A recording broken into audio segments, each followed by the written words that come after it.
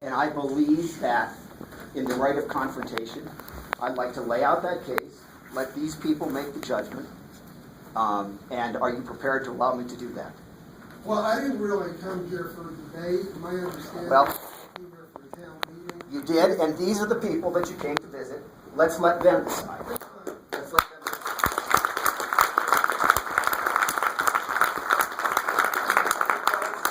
I propose that we proceed in the following fashion. I propose that I be allowed to lay out my case, the evidence where I believe that the College of Law, and in particular the Dean of the College of Law, was not treated ethically. I would ask you to make your own judgments.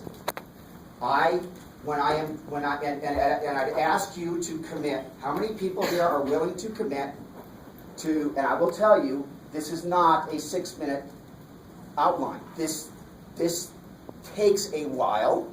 I presume that it will take a while for Dr. Sternberg to respond.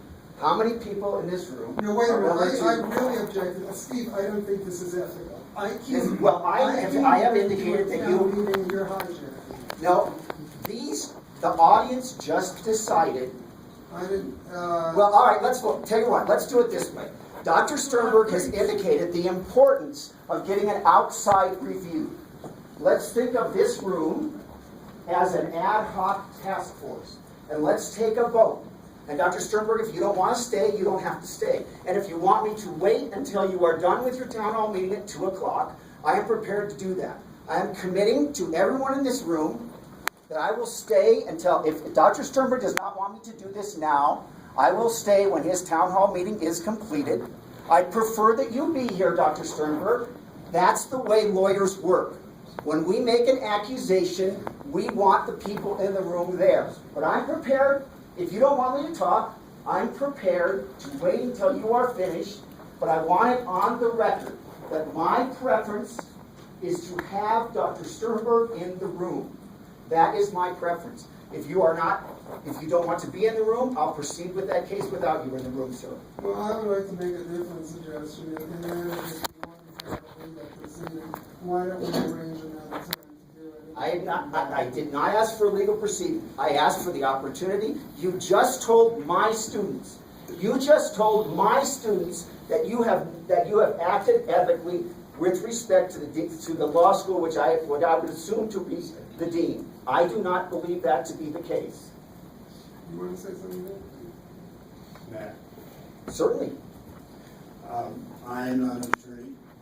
I've worked with a lot of them over the course of time, and I respect and I all of them. I think from a legal or a procedural standpoint, I might be raising something that might be called a point of order. I don't know. But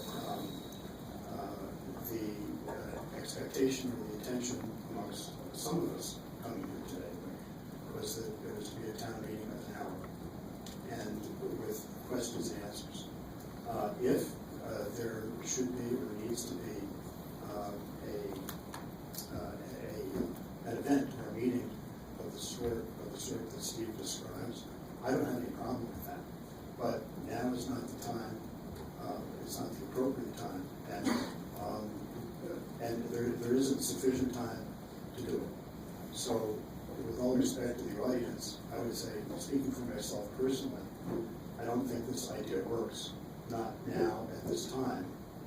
There have been things said about me for this week. There have been things said about me this week that I want to respond to. There have been things said about these students that I want to respond to. If now is not the time, I will come back when this meeting is over. I'm perfectly happy to do that.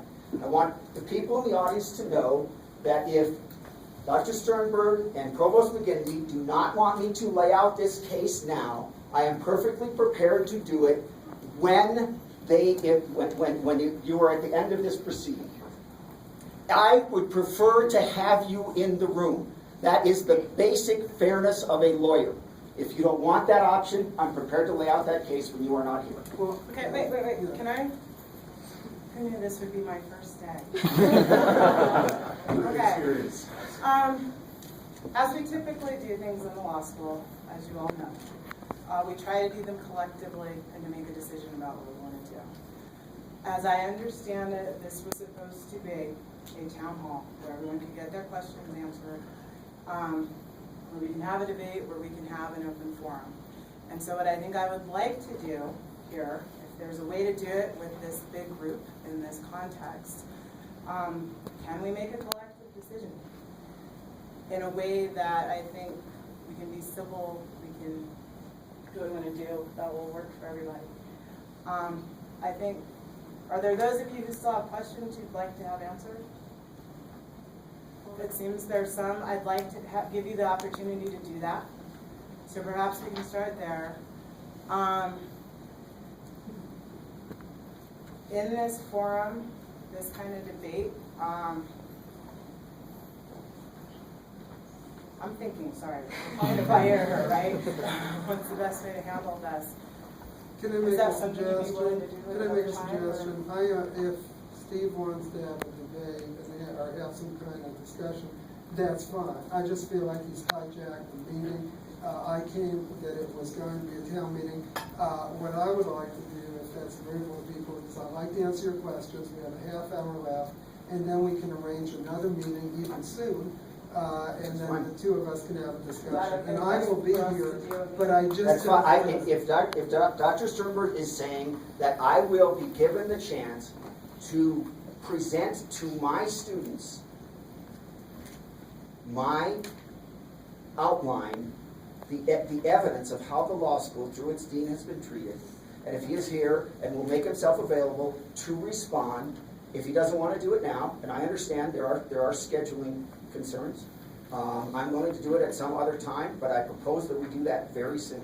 Is that agreeable with you? The procedure I would suggest is that I be allowed to, when we have that meeting, that I be allowed to state my case, and that Dr. Sternberg then be given every opportunity to respond, and that it is, as is customary in those types of agreements, that I be given a chance of rebuttal. And if you're prepared to do that, Dr. Sternberg, I'm prepared to do it on another occasion. And I'm assuming all of you would like the opportunity to be there. There's a question here. Yeah. I was just going to say, I know speaking for myself and several of the other students, I understand that this probably feels a bit like you're being painted into a corner and hung out to dry, but I just want to know what's going on. I don't have an agenda. I don't have a preconceived idea about who's right and who's wrong. And I think what a lot of us were hoping for today was a bit of transparency, a bit of open dialogue. And I think the most effective way to do that would be able to get two complete stories so we can understand what's going on rather than beating around the bush and talking in circles and really accomplishing nothing. So respectfully, sir, I would very much like to hear both sides of the story so that I can make an informed decision based on all the information rather than trying to piece together some semblance of a perspective based on answer given here, answer given there, no one really speaking to the truth of the matter. Well, I think...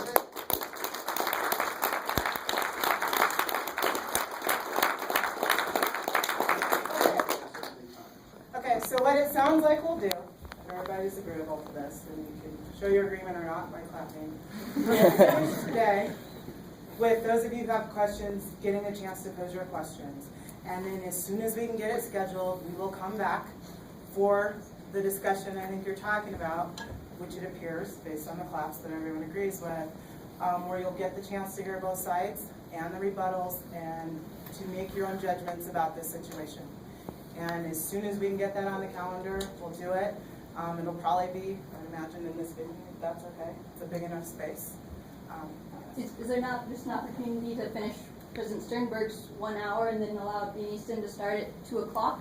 I think we're all already here and really excited to hear both sides. I think we got all dressed up today and said he everything. wanted me to be in the room, which is fine with me, but we're done at 2.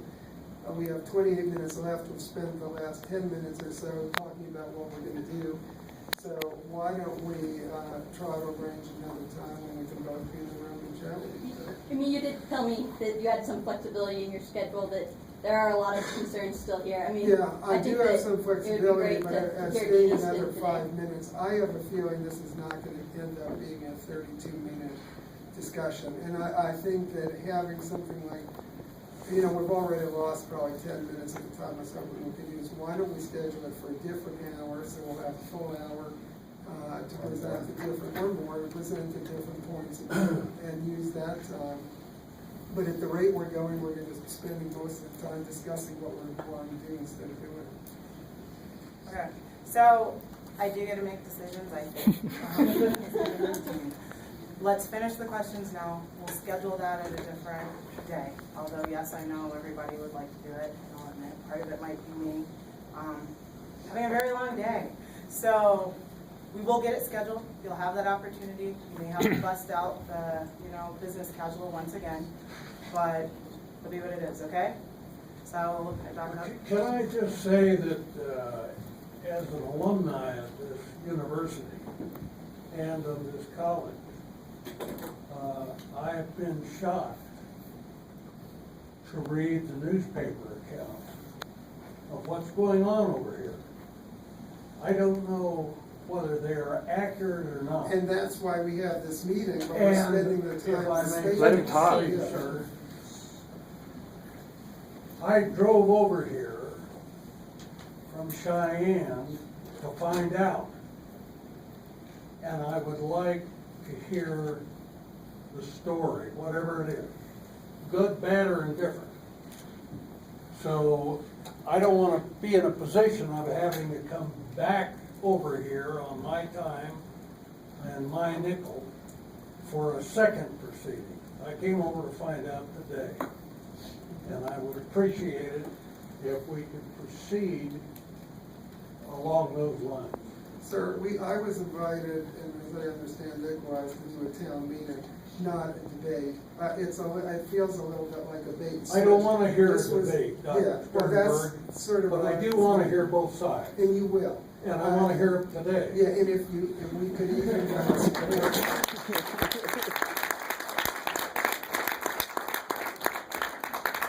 Are there other I would really like to see if there are questions, and then let's see what time we have left. But there are people who have questions that came here for a town meeting, and I'd like to answer the questions.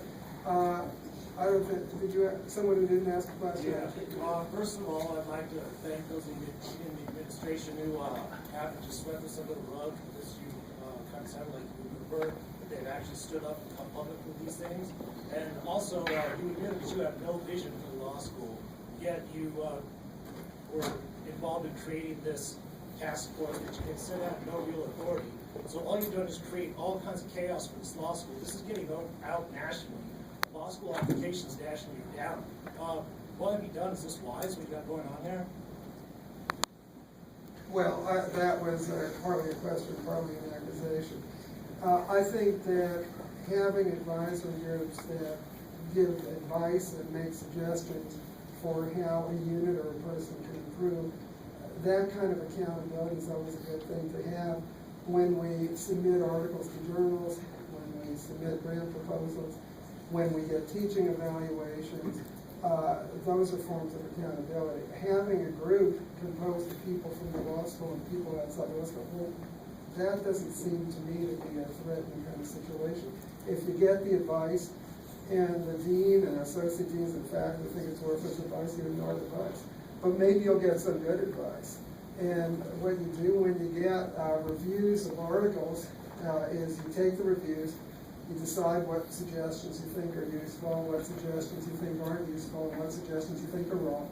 And then you revise the article or the grant proposal you're teaching or your service on the basis of those reviews. You use the good stuff, the stuff that you don't agree with, maybe you don't use, stuff you think is wrong, you don't use.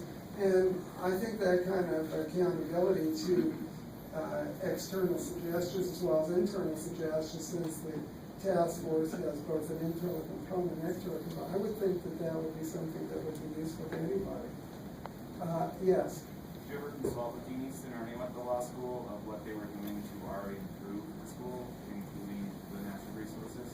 You know, I think that as a teacher, we had conversations in terms of what's going on at the law school. We had a number of conversations. Dean Easton even did a proposal based on some of the things we discussed. So we had conversations that may not have pleased him, but you know, hell, you always can be better.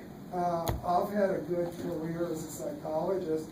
I could be better. I could be better as a father. I could be better as a husband. I think I'm a pretty good father and I'm a pretty good husband may be really very good, but, you know, I've studied psychology my whole life, and people in units always can be better. And it's good to get advice, which you can take or leave, on how you can be better. The idea that, you know, we don't want advice. We don't want advice internally. We don't want it externally. We don't want it for anybody. What we're doing is just fine. I just guess that that is different from the way I think. And it's not just about the law school. We've done, you know, we got some advice from the athletics. We got some advice for engineering. And I just think advice is useful thing to get. I think engineering has really profited from this task force. It's also been the basis for, in the future, releasing some funds for the engineering. So I think that athletics will profit from the advice. You know, Tom Berman is leading a group to implement it. So why don't you think it's useful to get advice? I do.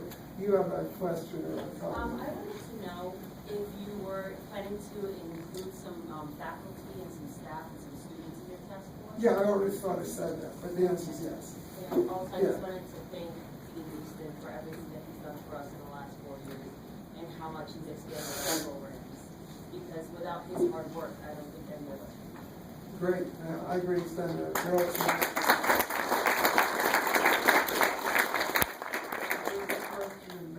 President Sternberg, myself and John Ringenberg here are both running for president of the student government at the College of Law. There's also, Brianne is also here.